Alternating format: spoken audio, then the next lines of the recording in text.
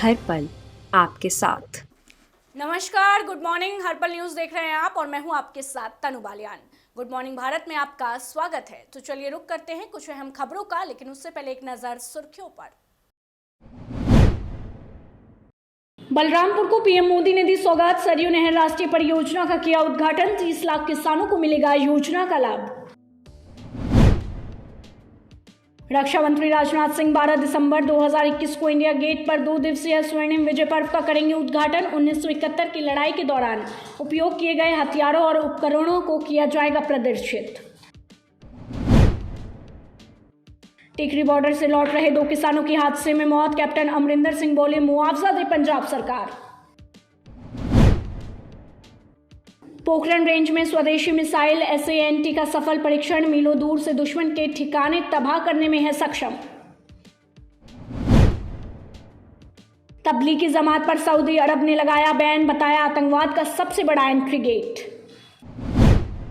PM Modi ने शनिवार को उत्तर प्रदेश के बलरामपुर पहुंचकर 9,000 करोड़ रुपए की लागत से तैयार हुई सरयू नहर राष्ट्रीय परियोजना की सौगात दी है। पीएम मोदी ने बटन दबाने के साथ ही सरयू नहर में पानी का संचालन शुरू कर दिया। इस परियोजना का लाभ क्षेत्र के 30 लाख किसानों को होगा। इस दौरान पीएम मोदी ने अपने संबोधन में विपक्ष पर जमकर निशाना साधा। पीएम मोदी ने कहा कि पहले की सरकारों में फाइलें अटकती रहती थी, लेकिन अब डबल इंजन की सरकार में जल्द काम होता है। साथ ही पीएम ने कहा कि कुछ लोग सिर्फ फीता काटने का काम करते थे, लेकिन हमारी सरकार ने योजनाओं को पूरा किया है। पीएम मोदी यही नहीं रुके। सपा बसपा के शासनकाल पर सवाल उठाते हुए पीएम ने तंज कसा।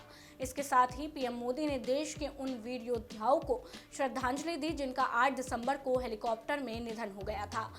पीएम ने कहा कि भारत के पहले chief of defence staff general Bipin Rawat ji का जाना हर भारत प्रेमी, हर राष्ट्रभक्त के लिए बहुत बड़ी क्षति है।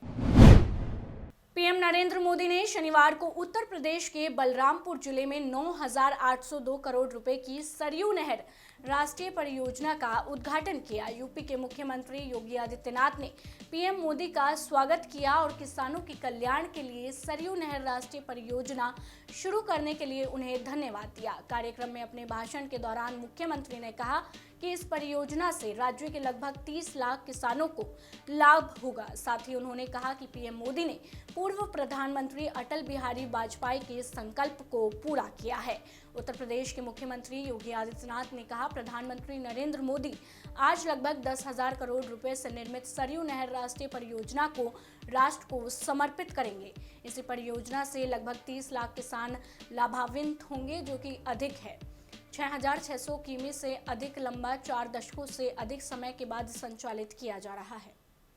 और आज हम आभारी हैं आदरणीय प्रधानमंत्री जी के सरयू नहर राष्ट्रीय परियोजना के लोकार्पण कार्यक्रम के लिए।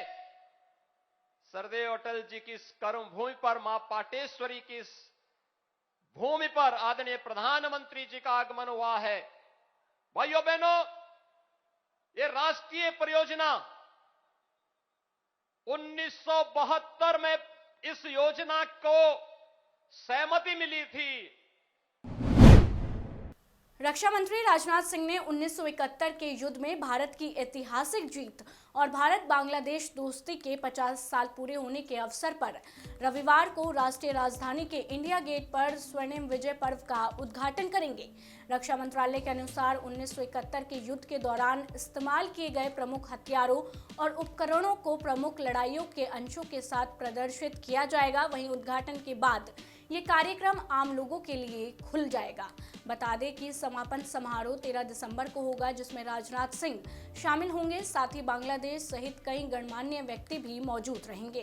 दरअसल पिछले महीने 24 नवंबर को भारत बांग्लादेश दोस्ती के 50 साल पूरे हुए थे। महाराष्ट्र के मंत्री नवाब मलिक ने शनिवार को कहा कि ईडी अधिकारी मीडिया से कह रहे हैं कि वे मेरे घर पर छापा मारेंगे। किरीट समोया ने कहा कि वक्फ बोर्ड भूमि मामले में ईडी मेरे घर का दौरा करेगी। इस कानून फूसी अभियान के बजाय वे सीधे मुझे पेश होने के लिए कह सकते हैं। मैं ऐसा ही करूंगा। ईडी की ओर से महाराष्ट्र सरकार की मानहानि को रोकने की जरूरत है। किरीट सोमैया ने वक्फ बोर्ड जमीन मामले में मुझ पर धोखाधड़ी का आरोप लगाया है। मैं उन्हें अवगत कराना चाहता हूं कि अगले हफ्ते एक भाजपा नेता के खिलाफ प्राथमिकी दर्ज की जाएगी और उन्हें गिरफ्तार कर लिया जाएगा।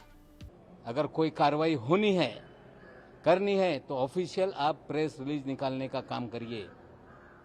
सिर्फ विस्परिंग कैंपेन करके, मीडिया में खबरें प्लान करके महाराष्ट्र के नेताओं को, महाराष्ट्र के सरकार को बदनाम करने का खेल बंद करने का काम करें।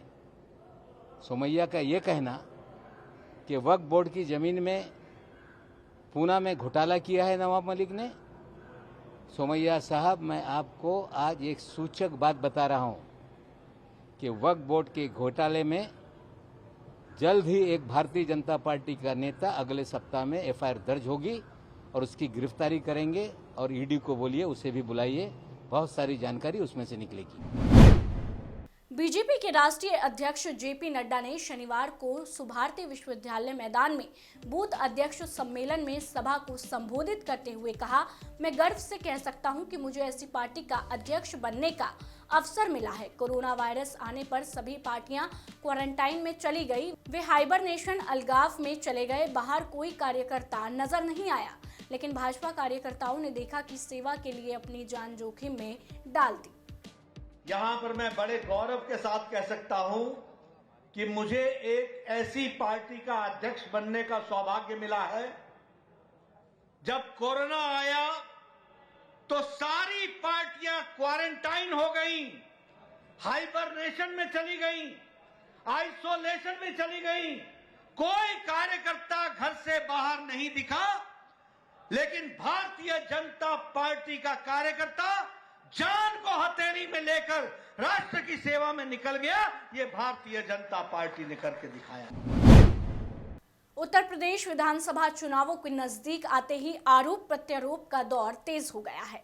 उत्तर प्रदेश के पूर्व मुख्यमंत्री और समाज सेवी पार्टी के प्रमुख अखिलेश यादव ने केंद्र और राज्य की बीजेपी सरकार पर हमला किया है। उन्होंने आरोप लगाते हुए कहा है कि दिल्ली में बड़े बड़े बैनर, विज्ञापन, होर्डिंग लगे हैं कि बड़े पैमाने पर रोजगार और नौकरी दी गई है। उत्तर प्रदेश के कितने नौजवानों को नौकरी और रोजगार मिला है, ये सबसे बड़ा सवाल है। बीजेपी सरकार बताए कि जो शिलान्यास किए गए थे उनमें से 4.5 साल में कितने पूरे हुए हैं। 2022 तक किसानों की आय दोगुनी हो जाएगी। 2022 आने वाला है, भारतीय जनता पार्टी ये बताए कि किसानों की आय दोगुनी कब होगी। दिल्ली में तो बड़े बड़े होर्डिंग, पोस्टर, बैनर लगे हुए हैं, इनके खर्चा विज्ञापन में ज़्यादा हो रहा है। हर योजना का खर्चा विज्ञापन पे ज़्यादा है। बड़े बड़े पोस्टर, बड़े बड़े होर्डिंग, बड़े बड़े बैनर, बड़ा बड़ा प्रचार हो रहा है कि बड़े पैमाने पे नौजवानों को नौकरी रोजगार दिए। हरियाणा के हिसार में शनिवार सुबह 2 किसानों की सड़क हादसे में मौत हो गई। इस हादसे पर कैप्टन अमरिंदर सिंह ने ट्वीट किया है। उन्होंने लिखा कि गिद्दड़बाहा के आसा बुटुर के 2 किसानों की सड़क दुर्घटना में मौत की खबर सुनकर मन व्यथित है। वे टिकरी बॉर्डर से घर लौट रहे थे। पंजाब सरकार से मांग करते हुए कैप्टन अमरिंदर सिंह ने कहा कि किसानों के परिवारों को मुआवजा और सरकारी नौकरी दी जानी चाहिए, जैसा कि दूसरों को दिया जा रहा है। कांग्रेस के पूर्व अध्यक्ष राहुल गांधी ने बेटी बचाओ बेटी पढ़ाओ योजना पर खर्च को लेकर केंद्र सरकार पर तंज कसा है। राहुल गांधी ने बेटी बचाओ बेटी पढ़ाओ योजना के तहत साल 2016 से साल 2019 के दौरान आवंटित राशि में करीब 80% मीडिया प्रचार पर खर्च किए जाने को लेकर बीजेपी की सरकार को निशाने पर लिया है। आपको बता दें कि मीडिया प्रचार पर खर्च का उल्लेख करने वाली एक संसदीय समिति की रिपोर्ट को लेकर शनिवार को राहुल गांधी ने ट्वीट करते हुए आरोप लगाया कि छवि बचाओ फोटो छपवाओ ही बीजेपी का असली नारा है। तमिलनाडु में हेलीकॉप्टर दुर्घटना में मारे गए पैरा कमांडो लांस नायक विवेक कुमार का पार्थिव शरीर शनिवार को गगल एयरपोर्ट पर पहुंचा। मुख्यमंत्री जयराम ठाकुर ने वीर जवान के पार्थिव शरीर पर पुष्पांजलि अर्पित कर उन्हें भावभीनी श्रद्धांजलि दी। मीडिया से बातचीत करते हुए मुख्यमंत्री जयराम ठाकुर ने कहा कि प्रदेश सरकार वीर जवान के परिवार के कल्याण के लिए प्रतिबद्ध है। साथ ही उन्होंने कहा कि सरकार ने शोक संतप्त परिवार को तत्काल 5 लाख रुपए की सहायता राशि प्रदान की है। उन्होंने परिवार को अतिरिक्त 5 लाख रुपए देने की भी घोषणा की है। देश के सबसे बड़े सीआरपीएफ में शहीद होने वाले जवानों के आश्रितों को 1 करोड़ रुपए की आर्थिक सहायता प्रदान की जा रही है। अगर किन्हीं वजहों से ये राशि 1 करोड़ रुपए से कम रह जाती है तो उस राशि का भुगतान भारत के वीर फंड से किया जाएगा। साथ ही आपको बता दें कि सामान्य तौर पर इस कोष के तहत सीआरपीएफ के शहीद जवानों के उत्तराधिकारियों को 15 लाख रुपए का भुगतान किया जाता है। देखने में आया है कि बहुत से जवानों को बल की कल्याणकारी योजनाओं की जानकारी ही नहीं होती, जिसके चलते वे उन सुविधाओं का लाभ नहीं उठा पाते। साथ ही बल के शहीदों के परिवार को सीआरपीएफ, केंद्र सरकार, राज्य सरकार और अन्य स्रोत आदि की ओर से आर्थिक मदद प्रदान की जाती है। हरियाणा के हिसार जिले में शनिवार को टीकरी बॉर्डर पर धरना स्थल से लौट रहे पंजाब के 2 किसानों की सड़क दुर्घटना में मौत हो गई। मृतक की पहचान सुखदेव सिंह और अजयप्रीत सिंह के रूप में हुई है, जिनकी उम्र करीब 40 साल और 32 साल है। ये मुक्तसर जिले के गिदड़बाहा के अस्साबुटर गांव के रहने वाले थे। वहीं हादसे में एक युवक घायल हो गया, जिसकी पहचान रघुवीर सिंह के रूप में हुई है। साथ ही आपको बता दें, ये लोग धरना स्थल से ट्रैक्टर से अपने गाँव लौट रहे थे। इस दौरान शनिवार सुबह करीब 5 बजे एक टैंकर ने ट्रैक्टर को टक्कर मार दी। मृतक अन्य लोगों के साथ गुरुवार को टीकरी बॉर्डर पर गए थे। बता दें कि 3 कृषि कानूनों को वापस लिए जाने और केंद्र सरकार की ओर से किसानों की अन्य मांग मान लिए जाने के बाद संयुक्त किसान मोर्चा ने किसान आंदोलन को स्थगित करने का ऐलान कर दिया था।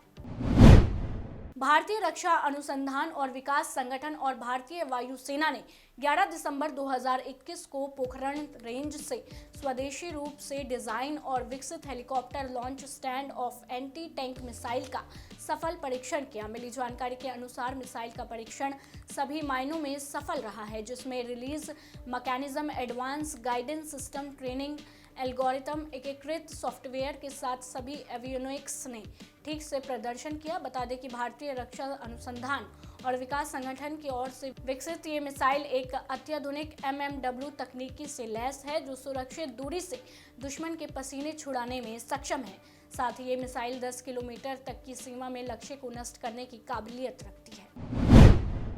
केंद्रीय मंत्री ज्योतिरादित्य सिंधिया ने ग्वालियर में Madhav institute of technology and science में ड्रोन एक्सीलेंस सेंटर स्थापित करने की घोषणा की है। इसके लिए एक ड्रोन कंपनी से MOU भी साइन किया गया है। साथ ही ग्वालियर, इंदौर, जबलपुर, भोपाल और सतना में ड्रोन तकनीक और उसके इस्तेमाल की शिक्षा और प्रशिक्षण के लिए स्कूल खोले जाएंगे।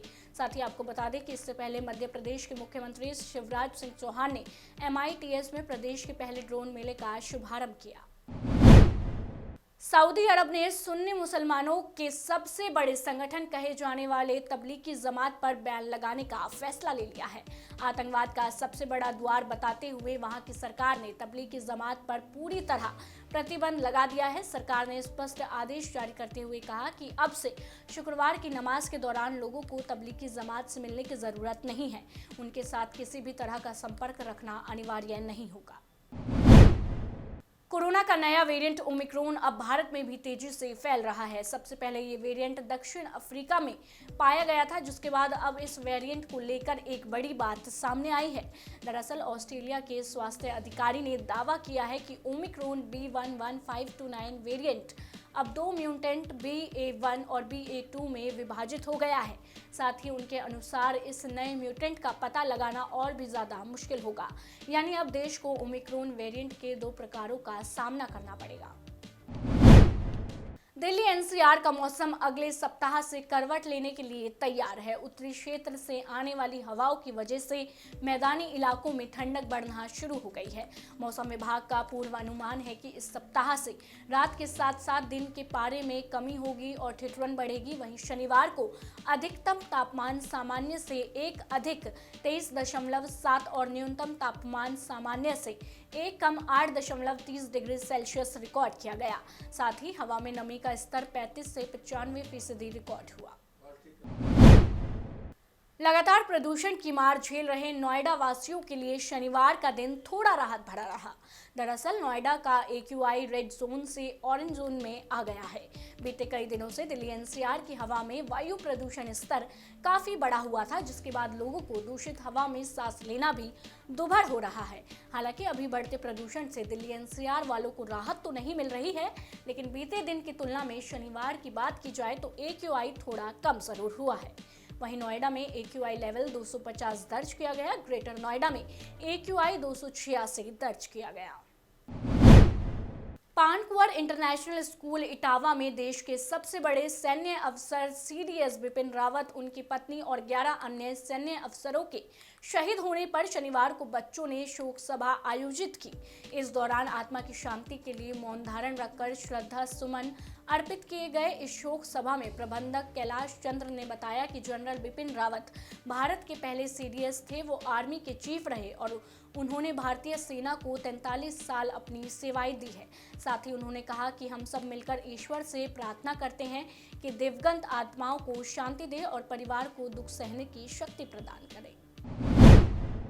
बुलंदशहर में पूर्व ब्लॉक प्रमुख और RJD नेता के काफिले पर फिल्मी स्टाइल में हुए गोलीकांड का खुलासा हुआ है। काफिले पर हमला करने वाले मुख्य शूटर को पुलिस ने गिरफ्तार कर लिया है। पुलिस ने बताया कि जवाबी कार्रवाई में शूटर को भी गोली लगी थी, जिसके बाद उसने दिल्ली के निजी अस्पताल में इलाज करवाया था। साथ ही पुलिस ने यह भी बताया कि भतीजे ने संपत्ति विवाद में चाचा की सुपारी दी थी। आपको बता दें कि 5 दिसंबर को शादी समारोह से लौटते समय आधा दर्जन शूटर्स ने गोलियां बरसाकर पूर्व ब्लॉक प्रमुख के काफिले पर हमला किया था। गोली लगने से 5 लोग घायल हुए थे, वहीं एक की मौत हो गई थी। रेकी करने में वो भी इसी जनपद का रहने वाला है। कितने लोग गिरफ्तार सर इस वारदात में अब तक पुलिस कर चुकी है? देखिए, इस प्रकरण में 2 तो 120 में बिलाल और खालिद जेल जा चुके हैं।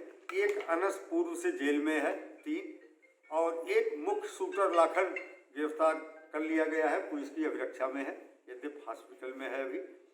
और एक अभियुक्त की पत्नी को तलाशी के दौरान उसके घर में नाजायज असलहा मिला है, बंदूक मिली है, तो उसे गिरफ्तार करके जेल भेजा जा रहा है, लेकिन उसका इस घटना से कोई संबंध नहीं।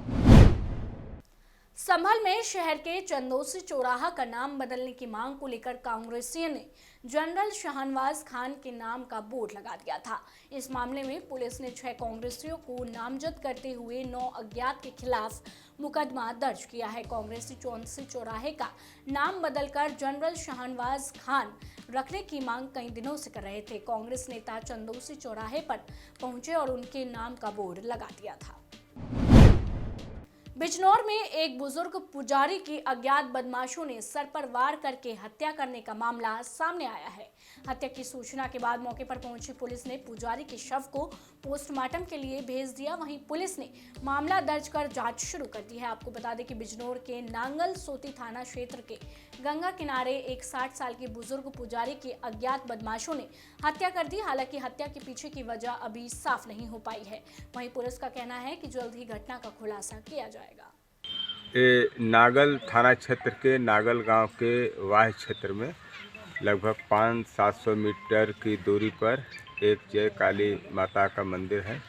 वहां के पुजारी रामदास गिरी जी, जो मंदिर के बाहर एक कैमरा गैराज नुमा है, उसमें वो रहते थे। यद्यप वो शटर बंद करके रहते थे, कभी खोलते नहीं थे। गांव के लोगों ने, यहाँ के स्थानीय लोगों ने बताया रात में कोई व्यक्ति आया होगा, परिचित व्यक्ति उठे हैं, ब्लंट ऑब्जेक्ट से सिर में चोट है, मृत अवस्था में थे।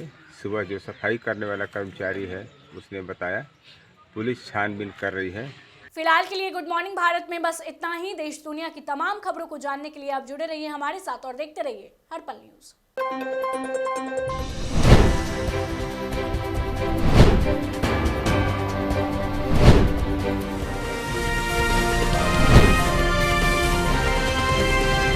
हर पल आपके साथ।